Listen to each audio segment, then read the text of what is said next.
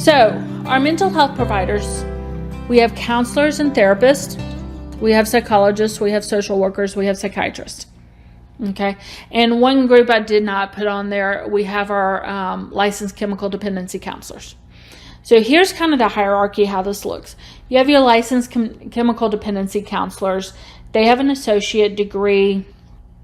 They're able to see clients with addiction issues, and most of them work in some kind of rehab center.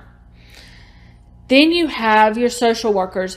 And the reason why social workers are not equal with counselors and therapists is because in a lot of states, social workers can practice with a bachelor's. Okay. But many social workers go on for their masters. In fact, we've got several at HCU that are professors that have gone on all the way to their doctorates in social work. So that's not an uncommon thing. Social workers and counselors and therapists do a little bit different. Counselors and therapists, we're about helping you get from point A to point B. Social workers are looking at the systems more often than not. Now, this is not a catch-all like all social workers are doing this and all counselors and therapists are doing this.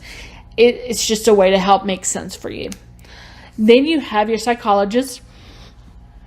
Your psychologists are those that can do assessments, any assessment. In fact, a lot of psychologists, that's all they do are assessments. But they can counsel as well. And then the last thing is you have your psychiatrist. They pretty much do your med management. They spend about 10 to 15 minutes, sometimes 20 minutes with the client, prescribe, and move on. Again, they can counsel, but most of them don't. So that's kind of the hierarchy, if you will, for mental health providers. So as a mental health provider, where can you work? You can work in outpatient clinical care settings. You can work at colleges and universities. You can work at residential care facilities. You can work for EAP companies or insurance companies that are verifying whether or not somebody needs to receive X treatment. Okay. You could work at a psychiatric hospital. You could work at private practice. You could work at a substance abuse treatment center or correctional facilities. You can work in a hospital or a K-12 school. Now, the K-12 school, let me clarify that. A lot of K-12 schools, since the Santa Fe shooting in 2018, are hiring therapists or mental health practitioners to come in and work with their students in conjunction with the school counselor. Or you could be a school counselor. Now, to be a school counselor, you have to have at least 2 years of teaching in the classroom. You have to have a TEA certification. And you have to complete a school counseling program. So if you're in this program and you want to be a school counselor, then what we need to do is you and I need to talk because you're going to want to interview to be a part of that program, switch your degree over there. If you're wanting to be a school counselor with an LPC, you can take classes like this one to obtain both your school counseling certification and your LPC certification as well. So, but your degree would actually be in school counseling, and that's a TEA requirement.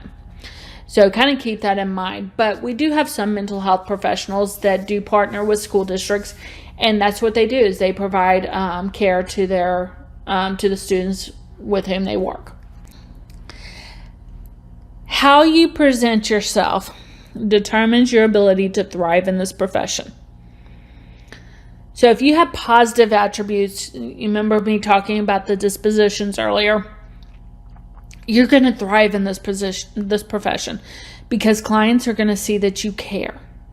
You're not doing this for a paycheck. You're not doing this to jump through hoops. You truly care. If you don't have really good counselor dispositions, well, you may run into a problem and you may not thrive. I'm not going to say that it's a given negative that you're not going to thrive, But we have to understand that our clients talk, and you have to decide as a professional, and I have to decide as a professional, do I want my client talking about positive things with regards to me or negative? Which one would I prefer? And take appropriate steps. You need to be an advocate for your client. Okay? That is part of the professional identity and advocacy. We are an advocate for our client. That doesn't mean we go crazy. That means we help our clients find how to speak up for themselves, how to find their voice in certain situations. So here are the associations that have been influential. AMHCA is highly influential to our profession.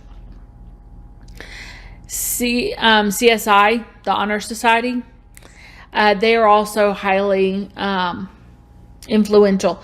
However, HBU does not currently have a chapter. The main reason why is because we do have to be CACREP certified. This is something that's been new in order to start a chapter. We do have PsyChi that you can look into joining if you'd like to talk to somebody about an honor society. We do have that as an option.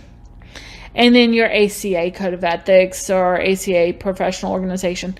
If you look at ACA and you become a member of ACA, that breaks down to TCA, that's Texas Counseling Association, or TSCA, Texas School Counselors Association, LCA, Louisiana Counseling Association, VCA, Virginia Counseling Association, and the list goes on and on. They break down to statewide, local chapters, things like that you can join. They have the group A Cervix, so if you want to work on making change with faith and religion and spirituality, then you'd want to be a part of A Cervix, which is part of ACA. It's a division of ACA. So ACA is a huge organization that has had a profound impact on our field. So here are some emerging professional trends. You have telehealth. Post-COVID, thank you. You have mobile health apps. Again, post-COVID, thank you. Probably about the best thing that came from COVID is being able to offer those two pieces right there. Neurocounseling. Now, neurocounseling is a really cool approach to counseling because you're looking at how the brain takes in information, the synapses, how connections are made, and then how to correct those connections that are incorrect. You have positive psychology. Holistic wellness counseling. Many of us practice holistically. We're looking at all different options that are going to help our client reach their goal. I have one intern right now. She's getting certified in yoga therapy so that she can provide yoga therapy as part of one of her treatment goals for clients.